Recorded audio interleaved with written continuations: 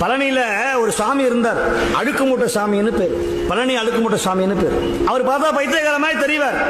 யாராவது போனோம்னா, டேய் கல்ல இல்லடா, மண்ண இல்லடா அப்படிம்பார். சாமி கல்லே இல்லையே மண்ணே இல்லையே, போடா அல்லடா அப்படிம்பார். அது யார் தோட்டமோ யார் சாக்கடையோ தெரியாது. அவரே ரோட்ல உட்காந்துருப்பாரு. இவன் எதை அள்ளுவான்?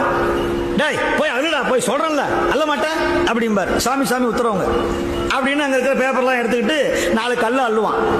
போய் வெயில் இல்லடா போடா அப்படிம்பார். யாரு? இந்த பாவம் செஞ்சவன் யாரு, வினை உள்ளவன் யாருன்னு அவருக்கு தெரியும். அந்த வினையை கழிக்கிறதுக்காக செங்கல் அள்ளு, புல்ல புடுங்கு, கல்லை எடும்பாரு. புண்ணியமனவன் வருவான், டேய் நீங்க உட்காரு அப்படின்னு சொல்லிவிட்டு ஒருத்தன் கூப்பிடுவார். நீ போய் இட்லி வாங்கிட்டு வா, புரோட்டா வாங்கிட்டு வா, தோசை வாங்கிட்டு வா, சாப்பிட்றா அப்படிம்பார். அவர் பேச்ச கேட்டு யார் மண்ண ஆடுறானோ கல்ல ஆடுறானோ அவனுக்கு அத்தோட வியாதி போச்சு, துன்பம் போயிடும்.